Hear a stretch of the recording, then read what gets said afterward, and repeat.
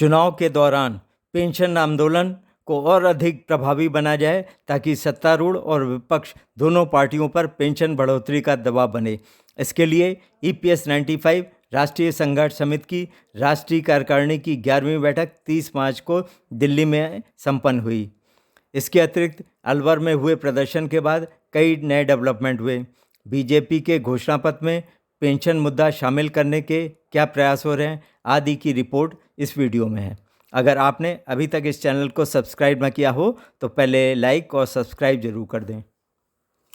EPS 95 राष्ट्रीय कार्यकारिणी की 11वीं बैठक 30 मार्च को दिल्ली की हनुमान वाटिका में आयोजित की गई, जिसमें देश भर से वरिष्ठ पदाधिकारी शामिल हुए।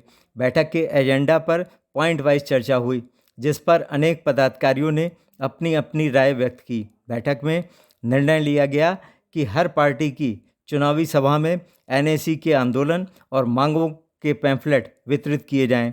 जिन 250 सांसदों ने पेंशनरों की मांगों के समर्थन में पत्र लिखे हैं, उनसे संपर्क साधा जाए और अगर वह चुनाव में प्रत्याशी हों, भले ही किसी पार्टी के हों, उनका समर्थन किया जाए। और जिन्होंने पेंशनरों का विरोध किया है या कोई पहल नहीं की, उनका जोरदार विरोध हो।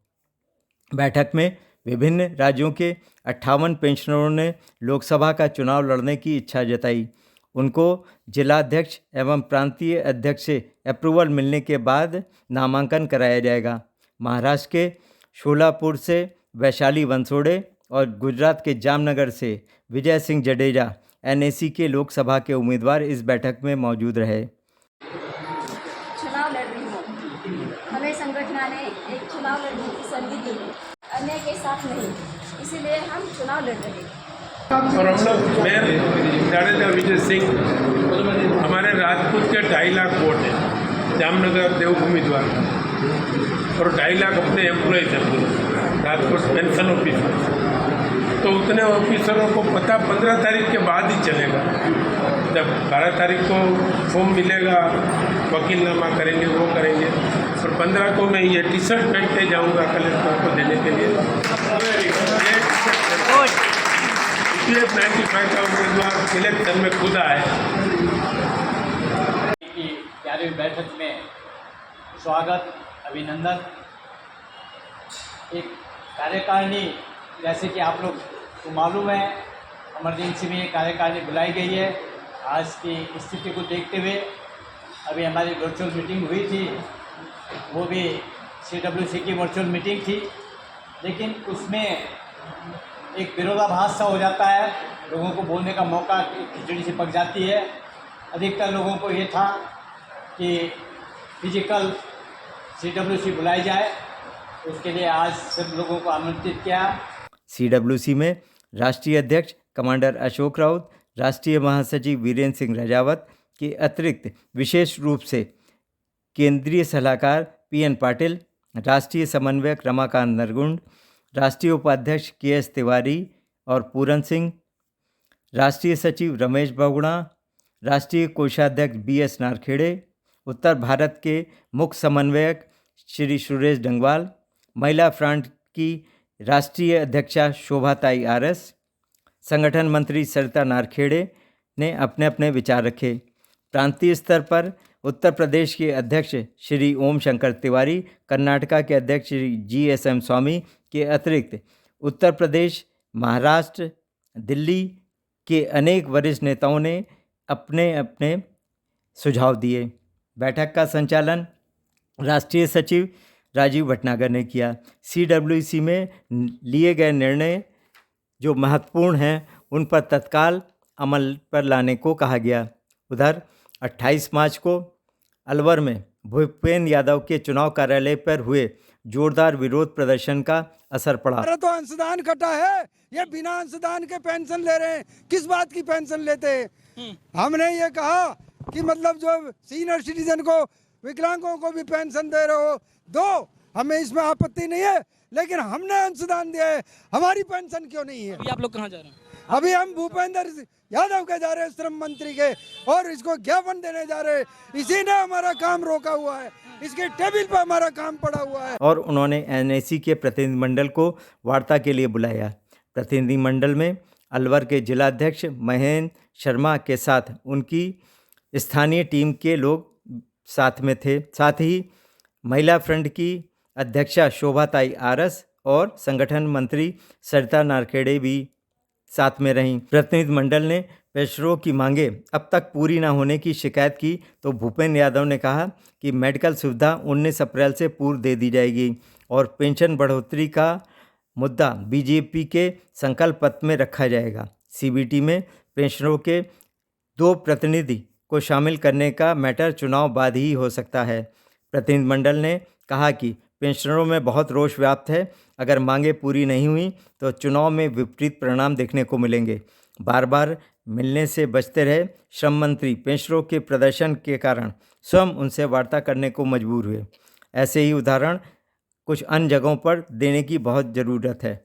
एनएससी ने 31 मार्च को पेंशनरों की शुभचिंतक हेमा मालिनी जी के समर्थन में छाता मथुरा में एक सभा करी, जिसको राष्ट्रीय उपाध्यक्ष चौधरी पूरन सिंह ने आयोजित करा। सभा में अनेक राष्ट्रीय एवं अन्य प्रांतों के नेता भी शामिल हुए। कमांडर अशोक राव जी और रजावत जी ने सभी पेंशनरों से हेमा जी को जिताने में सहयोग करने को कहा। 30 मार्च को CWC की मीटिंग के दौरान कमांडर साहब को एक मैसेज मिला जिसमें बीजेपी की मैनिफेस्टो कमेटी के गठन की सूचना थी। एनएससी के नेताओं ने उसी समय निर्णय लिया कि इस कमेटी के 2700 सदस्यों से तत्काल संपर्क कर यह मुद्दा बीजेपी के मैनिफेस्टो में शामिल कराया जाए। अगले दिन सबसे पहले एनएससी का प्रतिनिधिमंडल, जिसमें प्रांतीय अध्यक्ष ओम शंकर तिवारी, समन्वयक जयरूप सिंह परिहार, मुख्य समन्वयक मुख्यालय उमाकांत सिंह, राष्ट्रीय सचिव राजीव भटनागर शामिल थे, रक्षानाथ सिंह से मिला तो उन्होंने आश्वासन दिया कि यह मुद्दा कमेटी में अवश्य डिस्कस होगा और घोषणा पत्र में भी इसे रखने का पूरा प्रयास होगा। और 2 अप्रैल को एनएससी के राष्ट्रीय नेताओं महासचिव वीरेंद्र सिंह राजावत, राष्ट्रीय सचिव रमेश बगुड़ा और राजीव भटनागर ने दिल्ली में बीजेपी के राष्ट्रीय सचिव अरुण सिंह, तरुण चुग, विनोद तावड़े, डॉक्टर राधा मोहन दास अग्रवाल, डॉक्टर सुधांशु त्रिवेदी से भेंट कर पूरी स्थिति बताकर पेंशन बढ़ोतरी के मुद्दे को बीजेपी के मैनिफेस्टो में शामिल करने को कहा। कमेटी के सदस्यों ने भरोसा दिलाया कि वो भरपूर प्रयास करेंगे। लोकप्रिय टीवी एंकर अमीश देवगन से इस मुद्दे पर चर्चा हुई तो उन्होंने बीजेपी के कई नेताओं से इस पर सीधे संवाद किया तो जफ़र इस्लाम, प्रेम प्रकाश शुक्ला, मुख्तार अब्बास नकवी, गौरव भाटिया ने स्वीकारा कि घोषणा पत्र की पहली बैठक में यह मुद्दा डिस्कस हुआ है। जफ़र इस्लाम ने अपने एक इंटरव्यू में पेंशन के बारे में बताया भी। अब बीजेपी इसे अपने संकल्प पत्र में लेती है तो यह स्पष्ट हो जाएगा कि वह इस मुद्दे के प्रति सीरियस है, अन्यथा यह भी निश्चित होगा कि वह पेंशन बढ़ोतरी नहीं करना चाहती तो पेंशनर देश भर में इसका विरोध जरूर करेंगे। एनएससी की टीम ने ईपीएफओ मुख्यालय में भी एडिशनल सीपीएफसी चंद्रमौली जी से मुलाकात कर मेडिकल सुविधा और पेंशन के प्रस्तावों पर स्थिति स्पष्ट की। उनका कहना था कि मेडिकल सुविधा में 2 प्रस्ताव हैं। पहला इस ईएसआई के सदस्य रहे पेंशनरों के लिए स्वतः लागू हो जाएगा और जो नहीं रहे हैं वो अत्यंत कम धनराशि 10 रुपये प्रतिमाह का एरिया जो लगभग 200 रुपये से कम आएगा उसको जमा करके नियमित सदस्य बन जाएंगे और उन्हें मेडिकल सुविधा का लाभ मिलने लगेगा। दूसरा प्रस्ताव सभी पेंशनरों को आयुष्मान योजना से जोड़कर कार्ड प्रदान करना है। इन दोनों में जो भी योजना चाहे सरकार अभी भी दे सकती है। पेंशन बढ़ोतरी के प्रस्ताव रखे हैं पर लगता है कि चुनाव तक इनका लागू करना बहुत मुश्किल होता जा रहा है। एनएससी का निरंतर प्रयास है कि विरोध और संपर्क से समाधान दोनों तरीके से आगे बढ़ना है ताकि किसी भी तरीके से सफलता हासिल हो सके।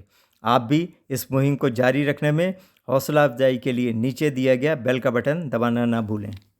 पेंशन का काम करेगा, मंत्री वाला विभाग